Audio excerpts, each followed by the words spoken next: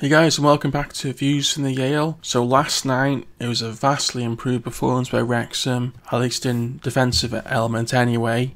So much more compact, so much more resilience throughout the team. But there was a little bit of concern perhaps when Parkinson said it was about giving players minutes, giving players time on the ball. And to fair, I thought before the game that this could be a pretty difficult game and they might lose, obviously with Wigan beating Derby on the weekend. But my early prediction was I thought we'd win after extra time, but I didn't realise that there actually rules where there was no extra time, to be fair. So I was right in predicting where we'd win, perhaps not in the way we would win, but I was concerned before the game started. But obviously there was a few changes. We had Howard, Ford, Cleworth, McFadden, Young, Bickerstaff, Palmer, Davis all starting, and to be fair, that the team just looked a lot better. Bickerstaff and Palmer looked far more of a threat up front. Obviously, we didn't score any goals in the end, but I thought they were creating more opportunities and they almost held the ball better because like against MK Dons, it felt like every few minutes they were cutting right through us, and we were able to get a bit more pressure from the front two, and then that added energy of Luke Young in the centre, and then a bit more solid the back five with the addition of Cleworth, Ford, and McFadden. I thought they did quite well. I mean, there's been I've seen a lot of criticism of McFadden online, but to be fair, I don't think he did that badly. I think he was all right in a couple of slip ups here and there, but nothing too dramatic really. And also Howard had a lot of criticism last season. There was no issues with him. In fact, I'm not quite sure if Wigan had any shots on target or if Howard had to make any saves at all. It was very, very comfortable leaving for him. I think the only one outstanding moment for Howard was in the second half. We had to rush out and he had to get the ball before the on-rushing Wigan attack, and he managed to get the ball, knocking off the Wigan player to then get in for a corner, because obviously if he'd been a little bit late, that would have been a penalty, probably a sending off, and that would have been the end for that, because we're not really sure what's going on with the likes of Langton, and obviously Foster's almost like a little bit recovering really from coming back from America. But yeah, Howard did a good job, and then of course I was impressed by Cleworth in defence. He looked very assured. I mean, hopefully that will put to the end the idea of, if you don't have probably your first three centre-backs, don't put O'Connor in defence, put Cleworth there, because he's very reassured then.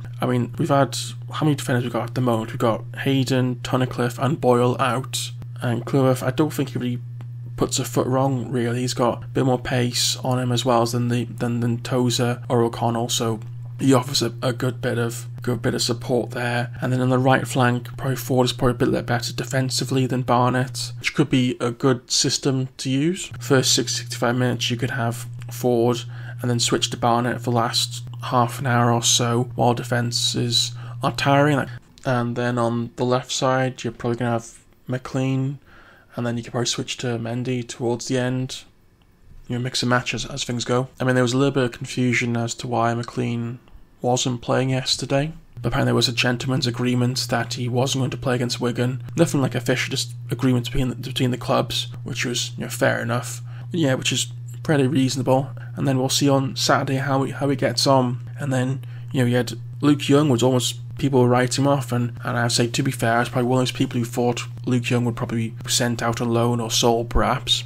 But I think he's shown that his energy and work effort in that centre midfield is very important and very useful to us. I mean, the players who came on as subs, I don't think Lee or Derby did a great job coming off the bench. I think O'Connor did alright, but I think there's some issues there in terms of the front two, especially with those two, in terms of Lee and Derby. I mean, perhaps if you'd have put more Lee in a bit further back in midfield and just have Derby on his own, maybe that would work better, because it didn't work out with Lee up front. But I'd been tempted just to stick Bickerstaff for the full 90, get him that to see how he gets on, get more minutes in his legs. But then again, he might be thinking he might play him on Saturday up front because he did a decent job. And then there's obviously talk about potential transfer rumours with Luke Armstrong potentially, but I think Harrogate want far too much for him. Really, I don't think Wrexham are going to break the transfer record for Luke Armstrong. I don't think he's that good a player, considering we're probably waiting for Mullen to come back in a couple of months. Surely there's other options that Wrexham could look at. I mean, like I said, I don't know why Wrexham don't look at some sort of like a loan signing for 2-3 months just to make do while Mullen is out. I thought that might be a good option, but then again, we'll see what Parkinson does. We do have faith in his ability to pick out a player. But I think it's overall from last night against Wigan, much improved defensive display.